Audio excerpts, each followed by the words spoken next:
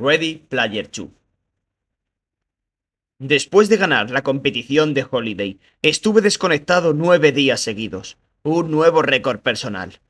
Cuando al fin volví a conectarme a mi cuenta de Oasis, me encontraba en el nuevo despacho, que hacía esquina en el piso superior del rascacielos de Gregarious Simulation System, en el centro de Columbus, Ohio, y me preparaba para empezar el curro como uno de los nuevos propietarios de la empresa. Los otros tres aún seguían repartidos por todo el globo. Soto había vuelto en avión a Japón para dirigir la filial de GSS en Hokkaido. H disfrutaba de unas largas vacaciones en Senegal, un país que ella había soñado visitar durante toda su vida, porque sus ancestros eran de allí. Y Samantha había volado de vuelta a Vancouver para hacer las maletas y despedirse de su abuela, Evelyn.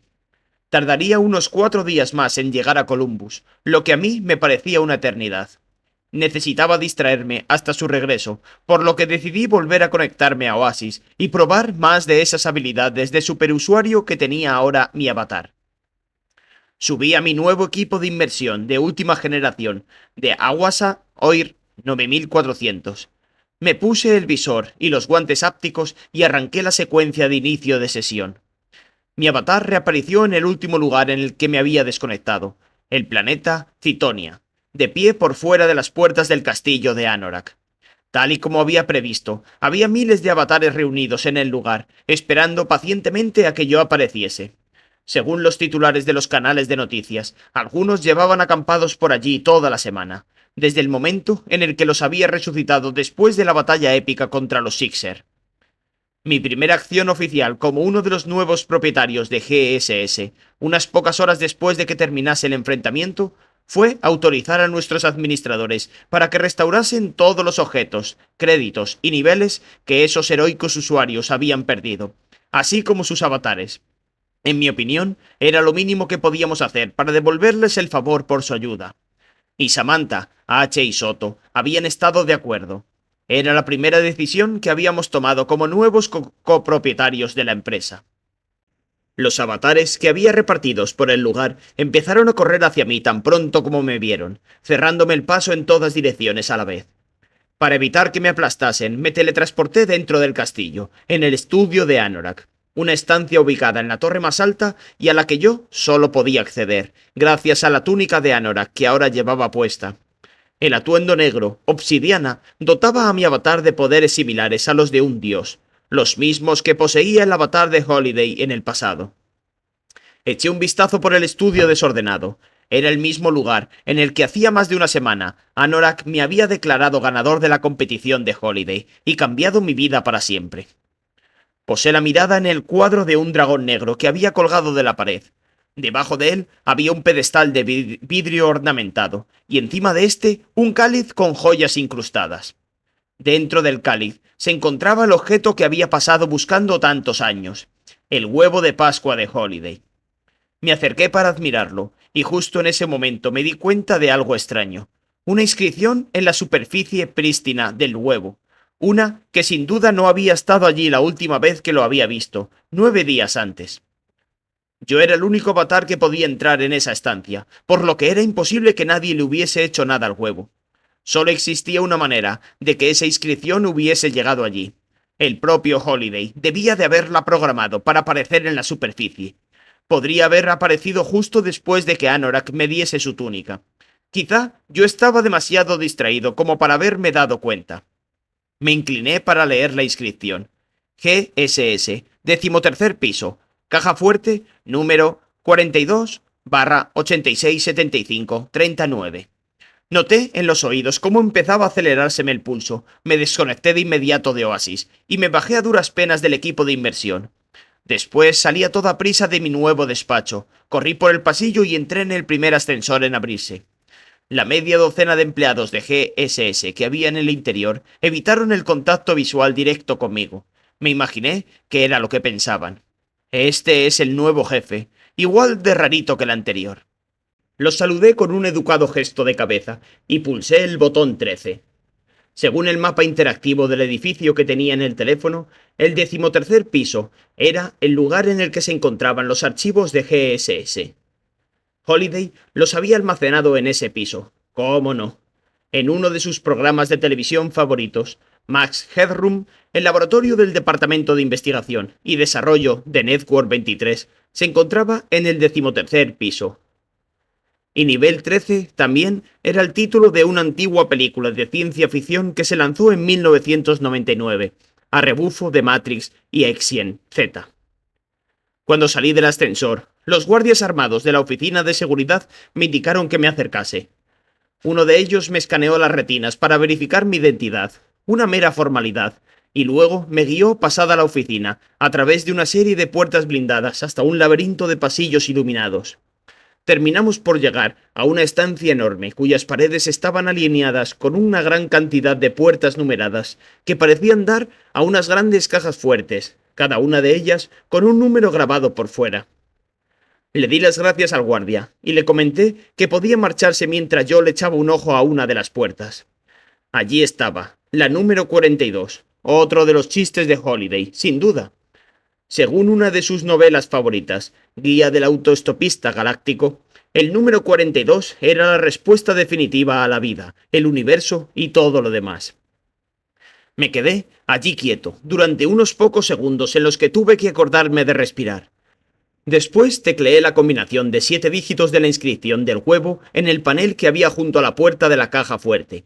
867539. Una combinación que ningún Gunter que se preciase hubiese olvidado jamás.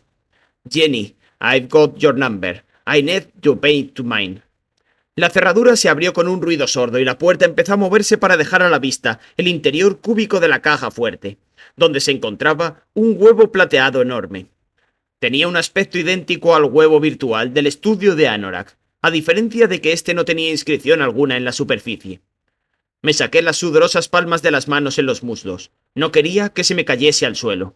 Cogí el huevo y lo dejé en una mesa de acero que había en el centro de la estancia. La parte inferior del huevo estaba equilibrada, por lo que solo se tambaleó un poco antes de quedarse inerte en vertical, como uno de esos tentetiesos llamados Weeble. Los Weeble se bambolean, pero nunca se caen. Cuando me incliné para observar el huevo con más detenimiento, vi un pequeño y ovalado escáner de huella dactilar cerca de la parte superior de la superficie curvada. Apreté el pulgar contra él, y el huevo se partió por la mitad y se abrió. En el interior, y sobre un terciopelo azul adaptado a su forma, había una especie de auriculares. Los levanté y los giré en mis manos. El dispositivo tenía una espina central segmentada que parecía extenderse desde la frente del portador y recorrer la cabeza por detrás hasta la nuca, con una hilera de 10 bandas de metal con forma de C unidas a él. Todas esas bandas estaban compuestas por segmentos retráctiles y articulados, y cada uno de esos segmentos tenía una fila de sensores circulares por la cara interior. Dichos elementos lo convertían en una batería de sensores del todo ajustable, que podían adecuarse a una cabeza de cualquier forma y tamaño. Un alargado cable de fibra óptica se extendía desde la base de los auriculares hasta terminar en un enchufe estándar de consola, Oasis, en el extremo. El corazón no había dejado de latirme desbocado, pero en ese momento sentí como si se detuviese. Tenía que ser alguna especie de periférico de Oasis, uno que no había visto antes y que parecía estar a años luz en cuanto a tecnología. El huevo emitió un breve pitido electrónico y volví a mirarlo. Me cegó una luz roja cuando un pequeño escáner de retina verificó mi identidad por segunda vez. En ese momento se abrió la cubierta de un pequeño monitor de vídeo integrado en el huevo. Se encendió y apareció el logo de GSS durante unos segundos, antes de ser reemplazado por el rostro macilento de James Donovan Holiday. A juzgar por su edad y por sus rasgos demacrados, parecía haberlo grabado poco antes de su muerte, pero a pesar de su condición, no había usado su avatar de Oasis para hacerlo, como sí había sido el caso de la invitación de Anorak. Por alguna razón, había decidido grabar su aspecto real, vapuleado por la brutal e implacable realidad. El dispositivo que sostienes entre manos es una interfaz neuronal de Oasis, un ONI, de Oasis Neuronal Interface. Lo pronunció ONI. Es el primer ordenador de interfaz cerebral de todo funcional y no invasivo. Permite a los usuarios de Oasis ver, oír, oler, saborear y sentir el entorno virtual en el que se encuentra su avatar gracias a unas señales transmitidas de forma directa a su corteza cerebral. La batería de sensores de los auriculares también monitorea e interpreta la actividad cerebral del portador, lo que permite que éste controle su avatar de Oasis como si fuese su cuerpo físico, con el pensamiento. No puede ser, me oí susurrar. Eso es solo el principio, dijo Holiday, como si me hubiese oído. Los auriculares Oni también pueden usarse para grabar las experiencias del portador en el mundo real. Todos los datos sensoriales recibidos por el cerebro se digitalizan y almacenan en un archivo ONI, .oni, en cualquier dispositivo de datos externo conectado a los auriculares.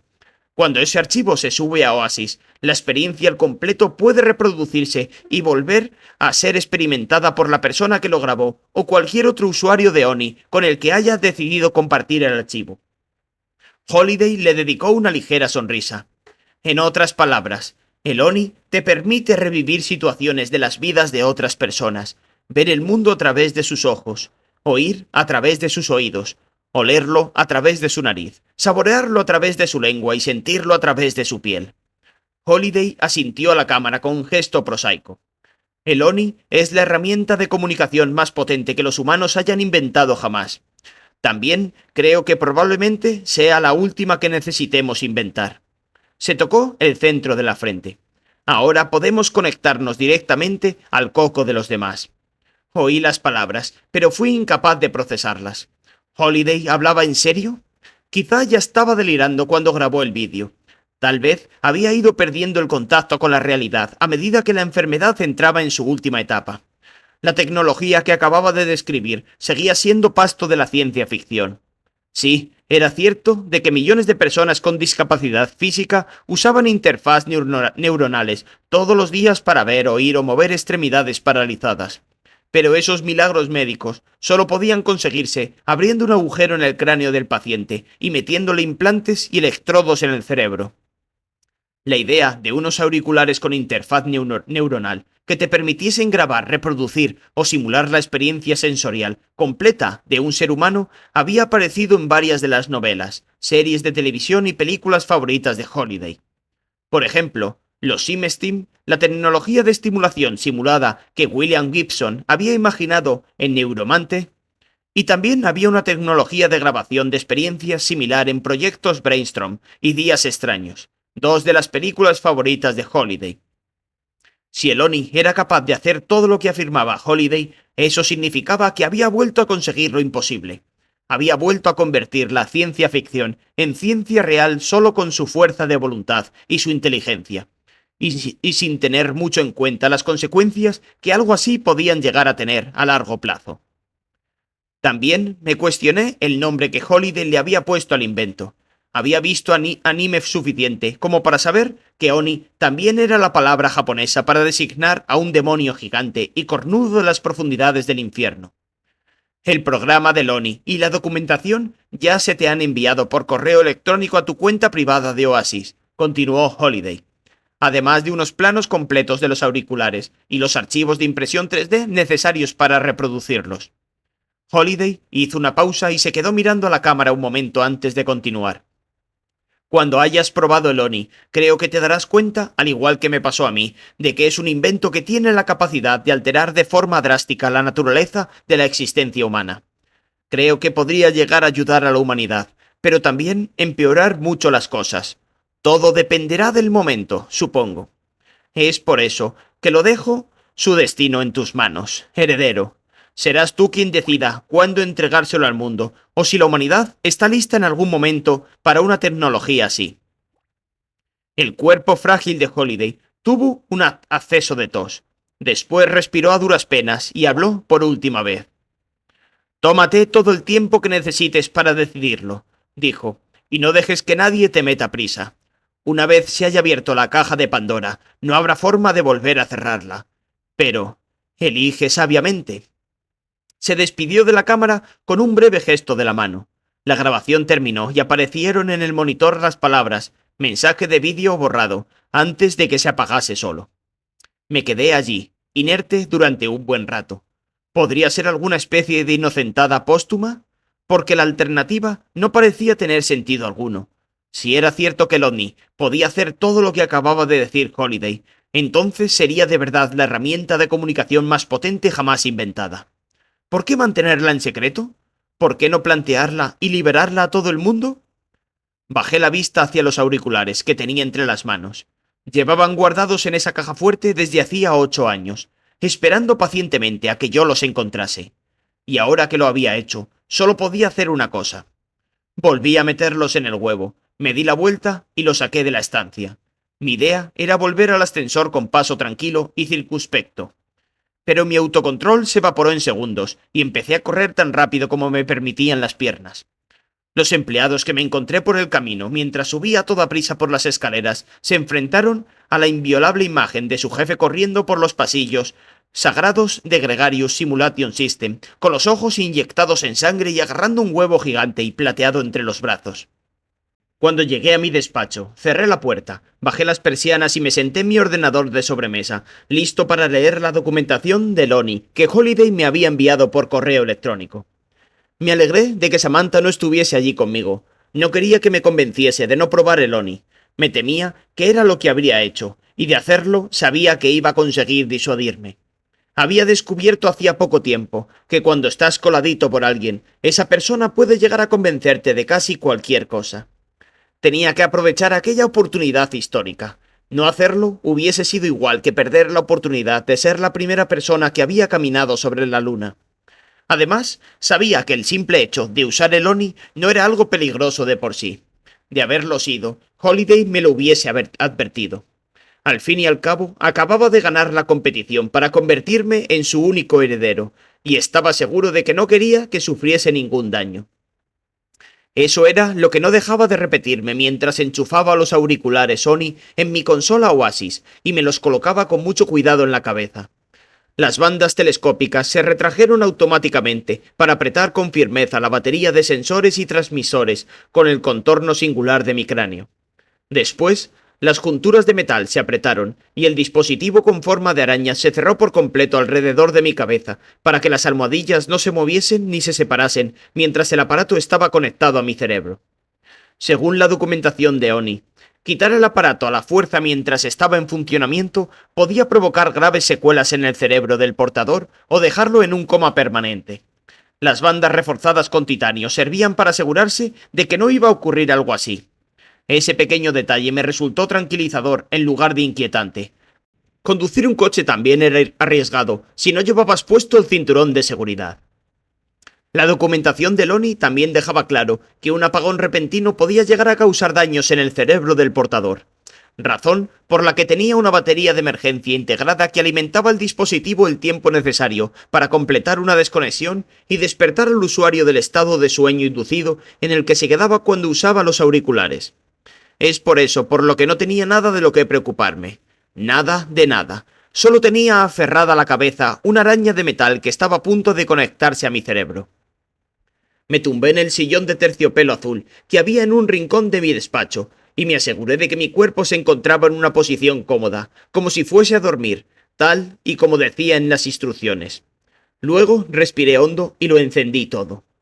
Sentí un ligero cosquilleo en el cuero cabelludo, gracias a que había leído la documentación de Lonnie. Sabía que los auriculares llevaban a cabo un escaneo de mi cerebro para mapear su geografía única. El resultado quedaría grabado en mi cuenta para verificar mi identidad en el futuro, en lugar de un escáner de retina. Una voz femenina sintetizada me indicó que dijese mi frase contraseña. La recité despacio y articulé las palabras con cuidado. Everybody wants to rule the world. Después de verificarla, surgió en los auriculares una pequeña pantalla de realidad aumentada que se colocó frente a mí hasta quedar fijada en la visión de mi ojo izquierdo, como si fuese un monóculo. Aparecieron varios párrafos de texto que flotaron delante de mi cara, superpuestos en el centro de mi visión. Atención, por razones de seguridad, los auriculares de la interfaz neuronal de Oasis solo se pueden usar durante un máximo de 12 horas consecutivas. Cuando se haya alcanzado el límite, se te desconectará de la cuenta de manera automática y no podrás usar el Oni hasta que transcurran 11 horas de inactividad. Durante ese tiempo de descanso obligatorio, podrás seguir conectándote a Oasis usando el hardware de inmersión convencional. Manipular o desactivar la seguridad integrada del ONI para exceder el límite diario de su uso puede llegar a provocar el síndrome de sobrecarga sináptica y daños permanentes en el tejido neuronal. Gregarious Simulation System no será responsable de los daños que pueda producir el uso inapropiado de la interfaz neuronal de Oasis. Había visto el aviso en la documentación de los auriculares, pero me sorprendió que Holiday también lo insertase en la secuencia de inicio. Parecía como si ya hubiese hecho todos los preparativos necesarios para lanzar el ONI al mercado hacía 8 años. Pero nunca había llegado a hacerlo. En lugar de eso, se había llevado el secreto de la existencia del ONI con él a la tumba. Y ahora yo lo había heredado. Releí la advertencia varias veces para templar mis nervios. La parte que hablaba de daños cerebrales permanentes era inquietante, pero sabía que se me estaba usando como conejillo de indias. Según la documentación, Gregarious Simulation System, GSS a partir de ahora, llevó a cabo una serie de pruebas de seguridad de los auriculares Sony con humanos hacía una década, y todas demostraron que usarlos era del todo seguro si el usuario se ceñía al límite diario de uso de 12 horas. Y las medidas de seguridad integradas en el firmware del aparato se aseguraban de que así era. Me recordé de nuevo a mí mismo que no tenía nada por lo que preocuparme. Extendí la mano y toqué el botón de «Estoy de acuerdo», que había debajo del aviso de seguridad. El sistema terminó la conexión y un texto relució en el centro de mi visión. Identidad confirmada. Bienvenido a Oasis, Porcival. Conexión completada. 11-07-18. FHO 25 del 1 de 2046. La fecha quedó reemplazada por otro mensaje corto al desaparecer. Solo 3 palabras. Lo último que vería antes de abandonar el mundo real y entrar en el virtual. Pero no eran las mismas 3 palabras que estaba acostumbrado a ver.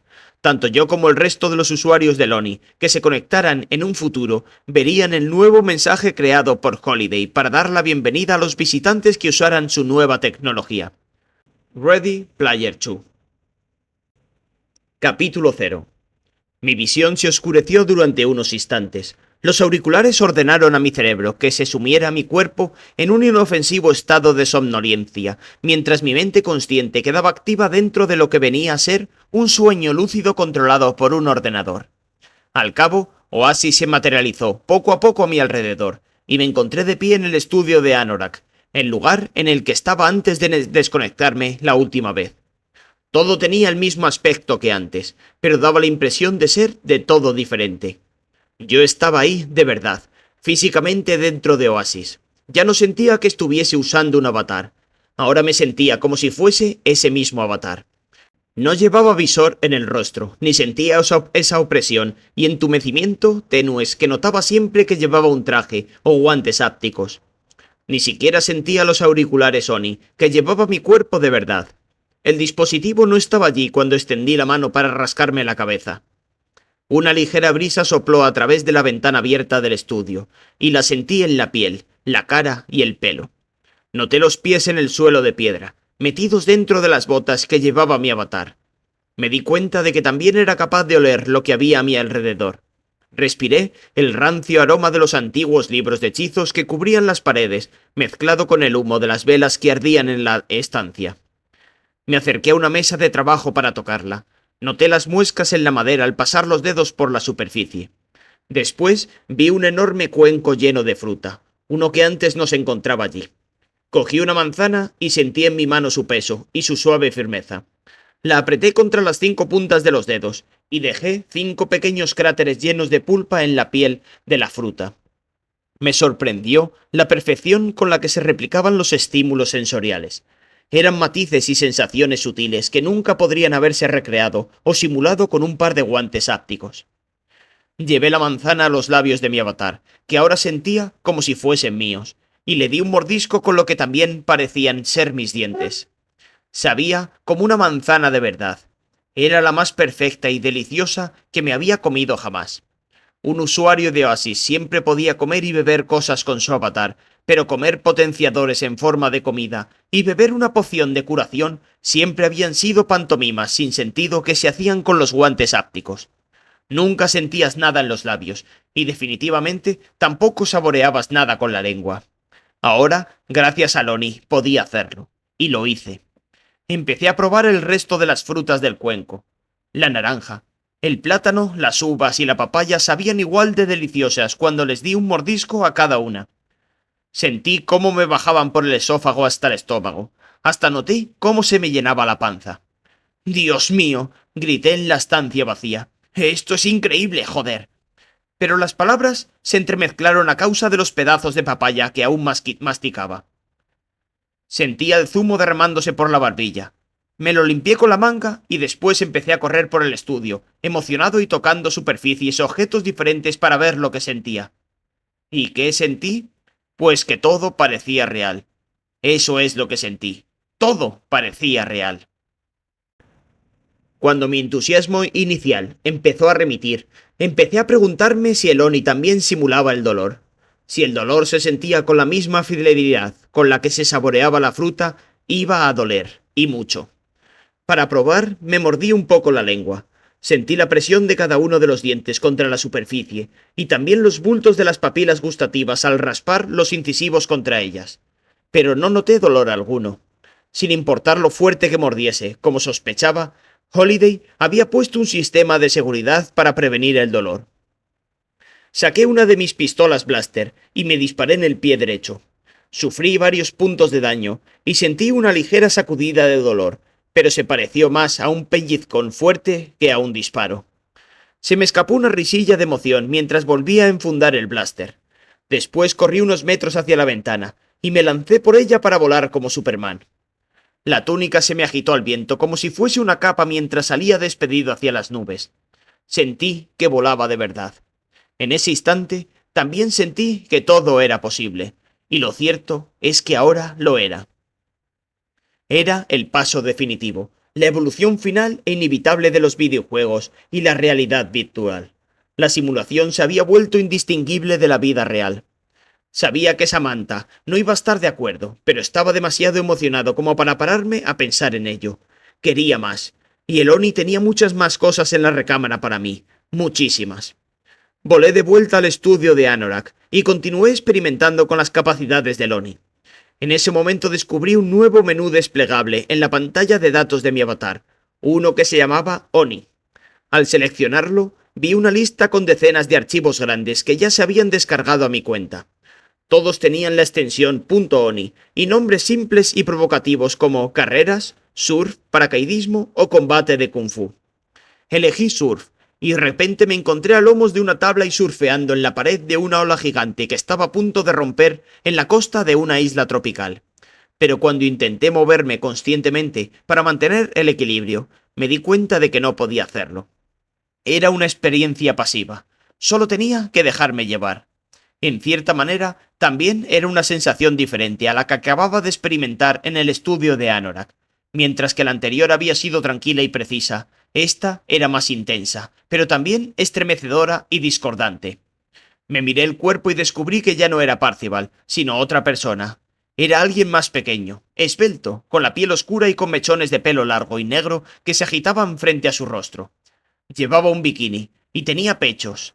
Era una mujer. Y también una surfista excelente. No era un avatar, sino una persona de verdad que había grabado su experiencia. Estaba viviendo un pedacito de la vida de otra persona. No tenía el control de mis movimientos, pero veía, oía, olía y sentía todo. Todas las sensaciones que experimentaba la mujer que había hecho la grabación. Hasta sentía los auriculares Sony en mi cabeza. En su cabeza. Y también el dispositivo de almacenamiento portátil que estaba conectado y resguardado en una carcasa resistente al agua que llevaba atada al brazo derecho. Eso también explicaba la diferencia de las sensaciones. Ya no estaba experimentando unos estímulos simulados y creados para mí por los servidores de Oasis.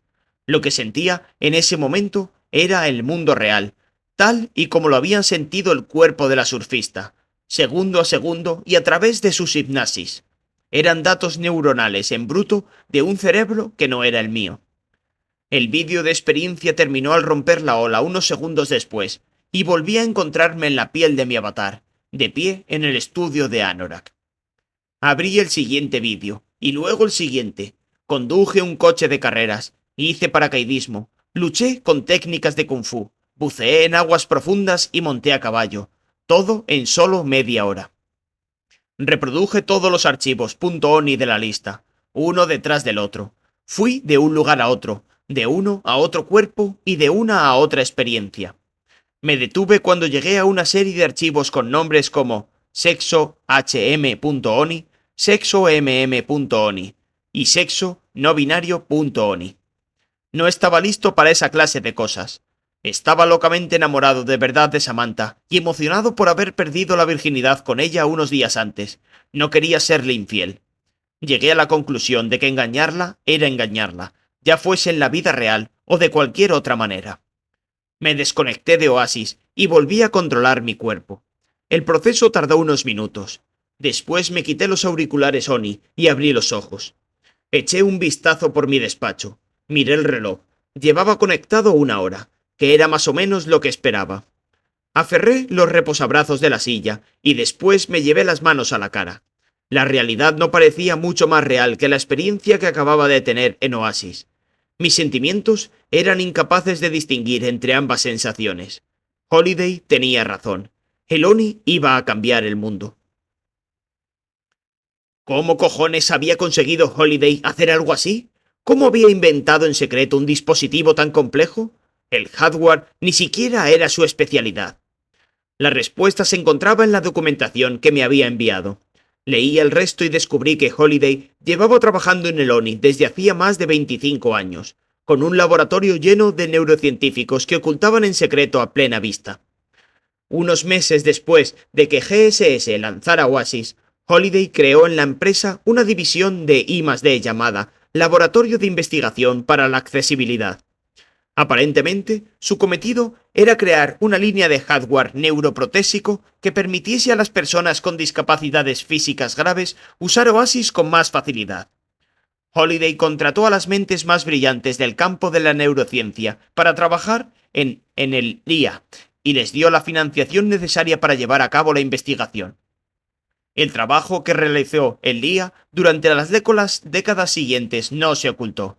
Al contrario, sus descubrimientos crearon una nueva línea de implantes médicos que empezaron a usarse en muchos ámbitos. Leí sobre varios de ellos en mis libros de texto del instituto. Primero, desarrollaron un nuevo tipo de implante coclear que permitía a los que decidían usarlo percibir los sonidos con perfecta nitidez, tanto en el mundo real como dentro de Oasis. Unos años después, desvelaron un nuevo implante de retina que permitía a todas las personas ciegas que quisieran ver a la perfección dentro de Oasis. Y conectado 2 minicámaras al mismo implante, también podía llegar a recuperar la visión en el mundo real. El siguiente invento del IA fue un implante cerebral que permitió a los parapléjicos controlar los movimientos de su avatar de Oasis usando sus pensamientos. Funcionaba en combinación con otro implante que les permitía sentir estímulos sensoriales simulados. Y dichos implantes otorgaron a esas personas la capacidad de recuperar el control de sus extremidades inferiores y el sentido del tacto. También permitió a los amputados controlar las extremidades robóticas y recibir estímulos sensoriales de ellas. Para conseguirlo, los investigadores desarrollaron un método de grabación de la información sensorial que el sistema nervioso enviaba al cerebro al percibir todo tipo de estímulos externos. Después las recopilaron en una inmensa biblioteca digital de sensaciones que podía volver a reproducirlas dentro de Oasis para simular a la perfección cualquier cosa que pudiese llegar a experimentar una persona a través de su sentido del tacto, del gusto, de la vista, del olfato o del oído. El equilibrio, la temperatura, vibraciones, lo que fuese. GSS patentó todos los inventos del laboratorio de investigación para la accesibilidad, pero Holiday nunca intentó sacar beneficios de ellos. En lugar de eso, creó un programa para regalar esos implantes neuroprostéticos a cualquier usuario de Oasis que los necesitase. Y la empresa hasta subvencionó el coste de la cirugía necesaria. El programa hizo que esas herramientas tan potentes estuviesen a disposición de todos los discapacitados físicos que decidiesen usarlas, pero también proporcionó al día un suministro ilimitado de conejillos de indias con los que llevar a cabo sus experimentos. Crecí leyendo titulares sobre los descubrimientos del día en el campo de los implantes cerebrales, pero ni yo ni nadie les prestamos demasiada atención porque la tecnología solo estaba disponible para los que tenían discapacidades físicas graves y estaban dispuestos a someterse a una cirugía cerebral invasiva, y puede que hasta mortal. Pero, mientras hacía todos esos descubrimientos maravillosos, el laboratorio de investigación para la accesibilidad también pasó esas décadas desarrollando otra tecnología secreta, una que terminaría por convertirse en el descubrimiento definitivo del día. Una interfaz cerebro-ordenador que podía llevar a cabo lo mismo que todos sus implantes sin necesidad de cirugía alguna. El laboratorio desarrolló una manera de leer las ondas cerebrales y transmitirlas a través del contacto dérmico, gracias a la enorme cantidad de datos que había conseguido reunir después de trabajar con la mente humana a una elaborada combinación de tecnologías EEG, fMRI y SQUID. Holliday compartimentó cada una de las facetas del proyecto, por lo que todos los equipos de científicos e ingenieros trabajaron aislados de los demás. Él era el único que sabía cómo iba a encajar todo. Se gastaron miles de millones de dólares y pasaron décadas de trabajo antes de que consiguieran crear un prototipo funcional de la interfaz neuronal de Oasis. Pero tan pronto como terminaron las últimas pruebas de seguridad, Holliday echó el cierre al proyecto ONI y lo consideró un fracaso. Una semana después, cerró el laboratorio de investigación para la accesibilidad y despidió a todo el personal. Les dio una indemnización por despido que les aseguraba no tener que volver a trabajar en toda su vida a cambio de respetar los acuerdos de confidencialidad que habían firmado en el contrato. Así fue como Holliday creó la primera interfaz informática cerebral no invasiva, sin que el mundo lo supiese. Y ahora, mis amigos y yo habíamos heredado el invento. Era nuestro, para enterrarlo o revelarlo al mundo entero. No tomamos la decisión a la ligera. Sopesamos todos los pros y los contras. Más tarde, tras un acalorado debate, votamos los 4. Ganaron los síes. Y, de esa manera, cambiamos para siempre el curso de la historia de la humanidad. Después de otra serie de pruebas de seguridad, GSS patentó la tecnología de la interfaz neuronal de Oasis y empezó a producir en masa los auriculares. Los pusimos a la venta al precio más bajo posible, para asegurarnos de que la mayoría de la gente podía permitirse experimentarlo. Vendimos 1 millón de unidades el primer día, y cuando los auriculares llegaron a las tiendas, la línea de gafas virtuales y equipo áptico de Iowa quedó obsoleta en un abrir y cerrar de ojos. Por primera vez en la historia, GSS se convirtió en el fabricante de hardware de Oasis, líder en el mercado.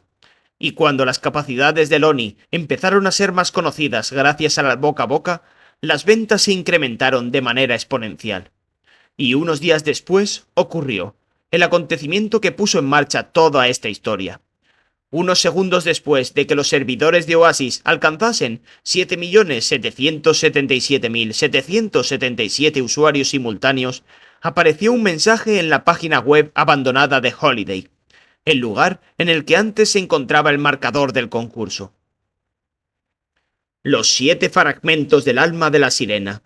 Busca en los 7 mundos donde intervino, para conseguir que vuelva a estar entera. Tributos, mi heredero pagará por su sino. Empezó a conocerse como el acertijo de los fragmentos, y lo primero en lo que repararon los Gunters de la vieja escuela fue que la rima y el número de sílabas era igual al acertijo: ocultan las 3 llaves, puertas secretas abren, el que había usado Holliday para anunciar su famosa cacería. La gente dio por hecho que el acertijo de los fragmentos no era más que un engaño publicitario muy elaborado, pergeñado por los nuevos propietarios de GSS para ayudar a promocionar el lanzamiento de nuevos auriculares Sony. Y nunca hicimos nada para negar o desalentar los rumores, ya que ayudaban a promover la idea de que ahora Oasis estaba bajo nuestro control. Pero los 4 conocíamos la inquietante verdad. No teníamos ni idea de lo que estaba pasando. El acertijo de los fragmentos parecía anunciar la presencia de un segundo huevo de Pascua, otro objeto escondido en algún lugar del interior de Oasis, por su excéntrico creador en algún momento anterior a su muerte. Y el momento en el que había aparecido el acertijo tampoco podía tratarse de una coincidencia. Sin duda, la decisión de lanzar al mercado la interfaz neuronal de Oasis era lo que lo había hecho aparecer. Teniendo eso en cuenta, ¿Qué era lo que Holiday pretendía decirnos? El término sirena parecía ser una referencia a Kira Morrow, la esposa fallecida de O, y el amor no correspondido de Holiday. En el pasado, cuando todos iban al mismo instituto en Ohio, Kira le había puesto a uno de sus personajes de Dungeons and Dragons el nombre de Leucosia, en referencia a una de las sirenas de la mitología griega. Muchos años después, Kira había usado ese nombre para su avatar de Oasis, Leucosia. Después de su muerte, Holiday lo había recuperado como contraseña, la misma que yo había tenido que adivinar para superar el desafío final de su concurso. No estaba claro qué ocurriría cuando alguien reuniese los 7 fragmentos y consiguiera que vuelva a estar entera, pero empecé a buscarlos de todas maneras. Holiday había vuelto a lanzarme el guante, y yo no pude evitar recogerlo. Y no estaba solo. La aparición del acertijo pareció generar toda una nueva generación de Gunters que empezó a explorar Oasis en busca de los 7 fragmentos. Pero a diferencia del huevo de Holiday, en este caso no se había anunciado recompensa alguna por encontrar el alma de la sirena, por lo que nadie sabía exactamente qué era lo que buscaba ni por qué. Pasó todo un año, en un abrir y cerrar de ojos. Conseguimos vender 3.000 millones de unidades, después 4.000. No tardó en descubrirse que nuestros auriculares de interfaz informática cerebral también contaban con una gran cantidad de aplicaciones no relacionadas con Oasis en medicina, aviación, fabricación y conflictos armados. Las acciones de Innovate Online Industries no dejaron de desplomarse. Cuando bajaron lo suficiente de precio, orquestamos una compra agresiva de la empresa. GSS absorbió a Iowa y todo su negocio, lo que nos transformó en una megacorporación imparable con el monopolio global de la mayor plataforma de entretenimiento, educación y comunicación del mundo. Para celebrarlo, liberamos a todos los reclutas de Iowa y les perdonamos sus deudas pendientes. Pasó otro año. Oasis alcanzó un nuevo hito. Se conectaban 5.000 millones de usuarios cada día. Después, 6.000. 2/3 de las personas de nuestro superpoblado y recalentado planetita, y más del 99% de los usuarios que accedían a Oasis lo hacían usando uno de los nuevos auriculares de interfaz neuronal. Tal y como Holiday había predicho, la nueva tecnología empezó a tener un gran impacto en el día a día de las personas, y la civilización humana al completo. Todos los días había nuevas experiencias que descargar, todo lo que te pudieses imaginar. Podías ir a cualquier parte, hacer cualquier cosa y ser cualquier persona. Era el pasatiempo más adictivo e inimaginable. Mucho más de lo que lo había sido Oasis en el pasado, que ya era decir. Otras empresas intentaron hacer ingeniería inversa con los auriculares, ONI, y robar la tecnología de interfaz neuronal. Pero el software y la potencia de procesamiento necesarios para que funcionase dicha tecnología formaba parte intrínseca de Oasis. Las experiencias se podían grabar en un archivo .oni cuando estabas desconectado, o incluso en archivos ilegales, pero dichos archivos solo podían reproducirse subiéndolas a Oasis. Eso nos permitió deshacernos de grabaciones ilegales o de mal gusto antes de que se pudieran compartir con otros usuarios. También nos posibilitó mantener el monopolio de lo que se estaba convirtiendo vertiginosamente en la forma de entretenimiento más popular de la historia de la humanidad. GSS lanzó la ONINet, una red social cuyo cometido era compartir archivos .oni. Permitía a los usuarios buscar, comprar, descargar, puntuar y reseñar las experiencias ONI grabadas por miles de millones de personas alrededor del mundo. También les permitía subir sus propias experiencias y venderlas al resto de Oasis. Las Simus eran grabaciones que se creaban dentro de Oasis y las gravas eran las que se llevaban a cabo en la realidad. Pero los niños habían dejado de llamarlas realidad. Ahora la llamaban birreal, término derivado del acrónimo IRL, in real life, en la vida real, y ENOA, era el término que se usaba para decir en Oasis, por lo que las gravas se hacían en la birreal y las simus en ENOA. Ahora, en lugar de seguir a su celebridad favorita en las redes sociales, los usuarios de ONI se convertían en su celebridad favorita durante unos minutos cada día. Se metían en su piel, Eran fragmentos reales y preparados a conciencia de vidas mucho más sofisticadas. La gente ya no veía películas ni series de televisión, sino que las vivían. El espectador ya no formaba parte del público, sino que era el protagonista. En lugar de ver un concierto de rock frente al escenario, ahora podías experimentar el concierto como cada uno de los miembros de tu banda favorita y ser cualquiera de ellos mientras interpretaba tu canción preferida. Todo el que tenía unos auriculares ONI y un dispositivo de almacenamiento de datos vacío podía grabar una experiencia en la vida real, subirla a Oasis y venderla a miles de millones de personas de todo el mundo.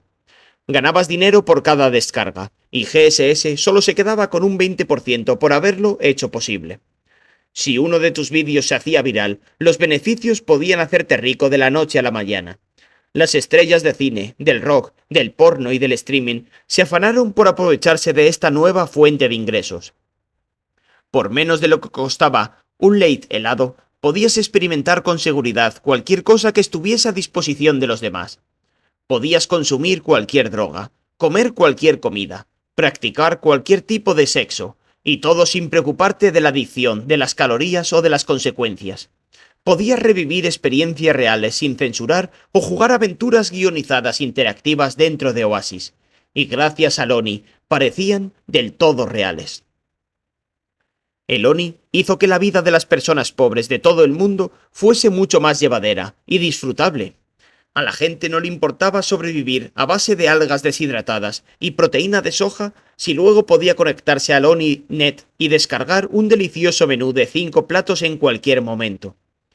Podía probar la comida de cualquier parte del mundo, preparada por los mejores chefs, y que se la sirviesen en una mansión, en la cima de una montaña, en un restaurante con vistas o en un autojet de camino a París. Y por si fuese poco, también podías experimentar esas comidas en el cuerpo de un comensal que estuviese unas papilas gustativas particularmente sensibles. O como un famoso que cenase con otros famosos, servidos por camareros que en realidad fuesen exfamosos, lo que te diese la real gana. Moderar todo ese contenido creado por los usuarios era un desafío, y también una gran responsabilidad. GSS implementó el Zensoft, un férreo software personalizado de censura por IA que escaneaba todas las grabaciones .oni antes de que se lanzaran y detectaba contenido sospechoso para que luego lo revisase un humano. Los empleados de GSS examinaban el material cuestionable y decidían si era seguro ponerlo en circulación. Cuando se encontraban con comportamientos criminales, enviaba los vídeos a los agentes de las fuerzas de seguridad del país o la región de la persona por la que había subido. La tecnología ONI siempre daba pie a nuevas utilidades. Por ejemplo, se puso de moda que las madres jóvenes grabasen un vídeo para el ONI mientras daban a luz a sus hijos, para que unas décadas después el joven pudiese reproducir la grabación y experimentar de primera mano lo que era ser la madre que te parió. ¿Y yo? Todos mis sueños se habían hecho realidad. Era absurdamente rico y famoso. Me había enamorado de la chica de mis sueños, y ella también se había enamorado de mí. No había razón para no ser feliz, ¿verdad? Pues no fue así del todo, tal y como paso a relatar a continuación. Me vi sobrepasado tanto personal como profesionalmente, por lo que no tardé en volver a echar mi vida a perder. Y, cuando lo hice, volví a buscar consuelo en el más antiguo de mis amigos, Oasis.